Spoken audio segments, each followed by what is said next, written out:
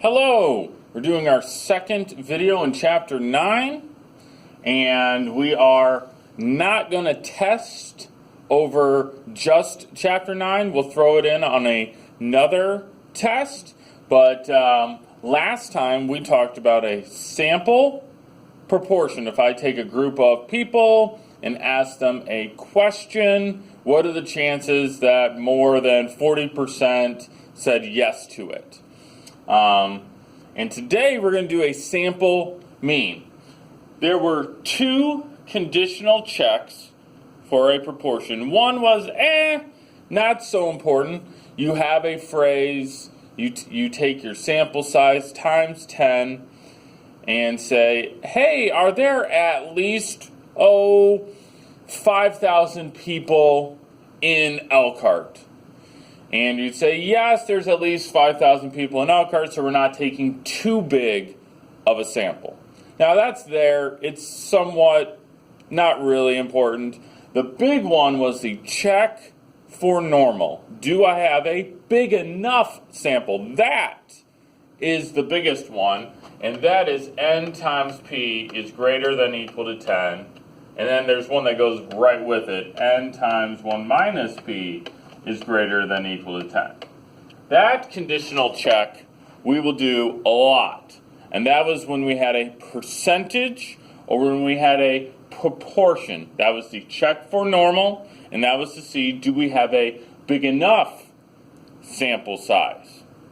Today, we're going to talk about averages. What if I take a group of people and find their average height? What if I take a group of trees and find the average number of leaves?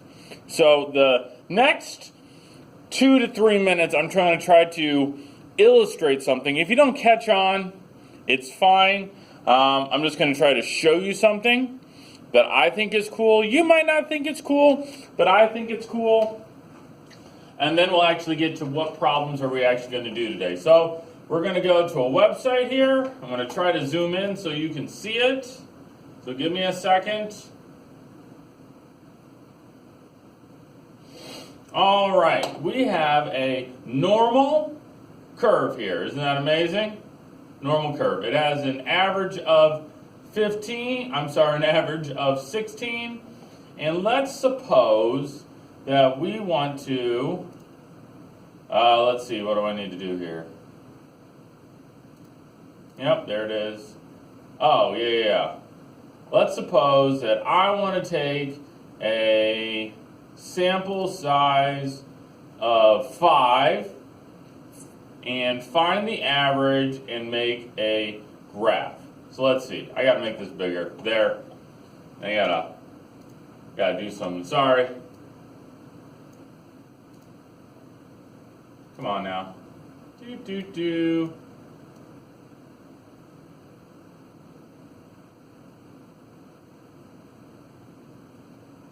Yeah, I like that better. Sorry, thanks for your patience.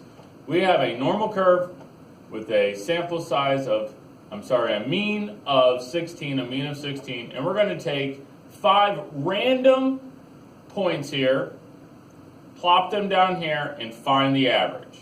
So let's show you what that looks like. 1, 2, 3, 4, 5, plop down the average. Isn't that exciting? Let's do it again. We find 5 random things, plop down an average. And we do that again. And let's suppose we got bored and did this 10,000 times. Find 5 and take an average and mark it down here. So let's do that. Boom. There it is. This is a bunch of averages. This is a bunch of averages. We call this a sampling distribution. A sampling distribution. Now let's notice something. The shape is a normal curve. The shape is a normal curve. The average is 16. This average was 16. So if I have a normal population, I take an average of 5, plop it down here.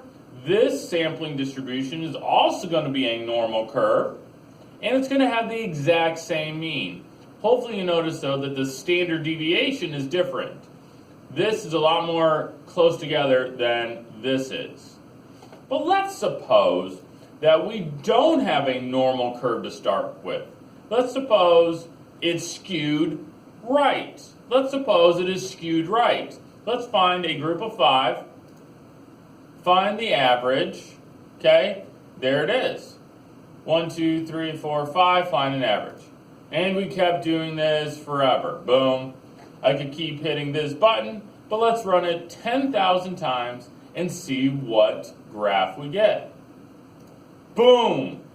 We still get a normal curve here, or at least pretty close to a normal curve, and the average is basically the same as the average up here. Isn't that thrilling? Now I'm going to try to show you something that I think is really cool. I'm going to make this weirdo graph. Woo, woo, woo.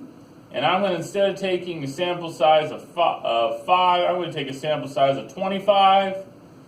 And it's going to plop down an average of those random 25. Thrilling, isn't it? Boom. And I'm going to run that 10,000 times. What type of graph do you think we're going to get here? Boom. We get a normal curve. It doesn't matter what our original graph looked like. When I'm finding an average, and if I have a big enough sample size, the sampling distribution is normal, and it's going to have the exact same mean. That is what we're talking about today. Now, that might not have made sense for a lot of reasons. I probably didn't do as well on a video as I do in person, but this is what we're talking about today. We call it the central limit theorem, and we can use the central limit theorem only when we're talking about averages, when we're talking about the mean. If we have a large enough sample, the sample has to be greater than 30. Has to be greater than 30. And what do we get? We get a normal curve. Okay, we get a normal curve, and we get that the mean of my sampling distribution is going to equal the mean of the population. Okay, this is nothing special. Okay, the mean of the sampling distribution is going to equal the mean of the population. And then the other thing is that the standard deviation of my sampling distribution is going to equal, this is different. This is different. It's not the standard deviation. Okay? It's going to be the population standard deviation divided by the square root of n. Okay? Most people remember this one. The mean is going to equal the mean, but the standard deviation changes. We have to divide by the square root of n. It's not hard. You just got to remember to do it. I don't remember if I have a slide on that. Do I have a slide on that? No, I do not. Here's the type of problem that we're going to be working with today. And there's only one we're going to do. And again, we're not going to test over it. We're going to review when we get back, hopefully in person. So here we go. Let's suppose you are in charge of a skyscraper. And there are 70 floors on this skyscraper. And you are scheduling a repairman to check all the air conditioning units in the 70 floor skyscrapers, okay? The inspector that you're scheduling knows that the population mean is 1 hour with a standard deviation of 1 hour, okay? He could check the air conditioning unit, and once he checks it, if it's good, he moves on. But if it needs repair, he works on it and fixes it. Should you schedule a visit to last, on average, 1.1 hours or 1.25 hours? The reason is you want to make sure that he gets to all the floors and checks them out and repairs them if needed, but you don't want to spend more money than you need to. If you schedule him for a week and he can get it done in a week, great. You don't want to schedule him for 2 weeks and he's done in a week, and then you have to pay him for not doing anything. So, but you want to make sure he gets to every floor. So we're going to find what's the probability that it takes 1.1 hours or more, or 1.25 hours or more. So we'll do actually 2 problems. Here we go. Number 1, is this a percentage problem? Is it a proportion? Or is it an average? Let's see. It says mean, so it's an average. Okay? Number 2, can I use the normal curve? Yes, because 70 is a large enough sample size. So there's 3 things that we need to write for that condition. We need to say that n is greater than 30. It is 70, okay? 70 greater than 30. That's 1. 2, we need to say that it is approximately normal. And then we got to give a reason why. We have to say by the central limit theorem. Okay? According to the central limit theorem, it is approximately normal because 70 is greater than 30. On the previous problems, we had to do this NP stuff, but that doesn't work for this problem. This is our check. We're using the central limit theorem because n is greater than 30. Next, we're going to use the normal curve. What is the mean of the normal curve? The mean of a group of 70 is still the population mean. And the population mean is 1 hour. So the mean is 1 hour. Okay, whatever the population mean is, that's the mean of this normal curve. The standard deviation is not 1 hour. The standard deviation equals 1 divided by the square root of n. Because we're taking a group. We're taking a group of 70. So we're going to divide by the square root of 70. And now we want to find 1.1 hours or more. 1.1 or more. Now technically, you should be able to finish this problem. Now I will do it. I'm going to get my calculator here. If you want to pause and finish it yourself, feel free. And we'll check it here. But I'm going to stall as my calculator is loading. It is nice that the only thing you get to do today is watch my video and you'll do the homework tomorrow. I'm sorry, I don't know why my calculator is so slow this morning. It's the morning when I'm taping this. Well, I don't know what's going on here. Normally it pops fairly quickly up. There it goes. Thank you for your patience. Come on. Come on. There you go.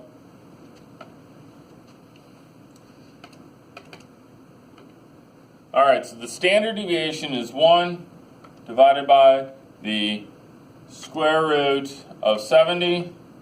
So the standard deviation is 0.12. 0.12.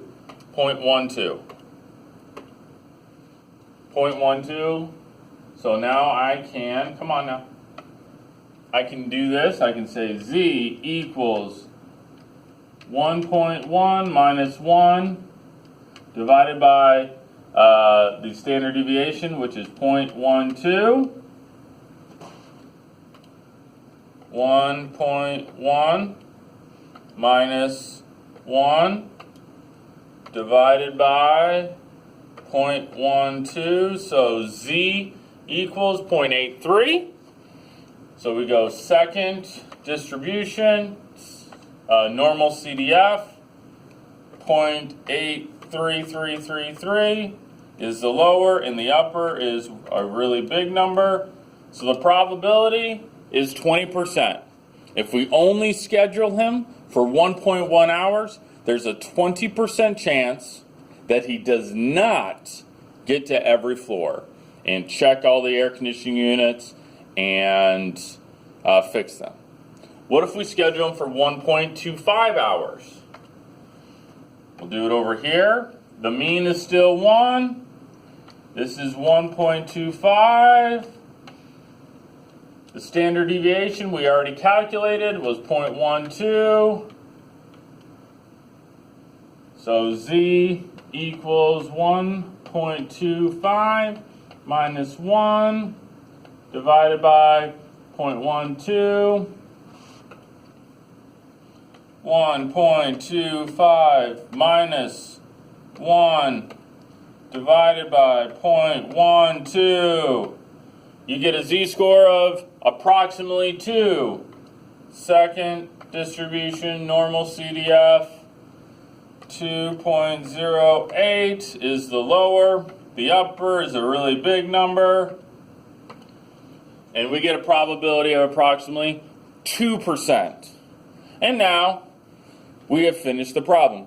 In real life, you would have to figure out, hey, do I want to guarantee, this almost guarantees, 2% is fairly unlikely to happen. If I scheduled this repairman to come for 1.25 hours, so maybe I schedule him for 2 weeks, then I have to pay him more, but it's a guarantee he gets to all the air conditioning units and fixes them. If I schedule him for less time, it costs me less money, but it's not a guarantee that he gets to every floor. So in real life, you would have to make the decision. I don't know what the right answer is. I just give the probabilities. The probability for one of them is 20%. The probability for the other one, 2%. Now, if you're lost, we will review this when you get back. Okay, I promise you we'll practice this when we get back. Okay, I think I have a joke, and then we're done. No, I don't. I do have a joke coming up. But I went to a skyscraper. We talked about skyscrapers. Anyone know where this is? Sure you do. This is called the Willis Tower. It used to be called the Sears Tower. Yep, I've been there. That was me. There it is. That's the Willis or Sears Tower in Chicago. It was pretty good. It was. I enjoyed going up and looking at it. Here's our joke. How many animals can jump higher than a skyscraper? All of them. Skyscrapers can't jump. All right, we'll see you guys later.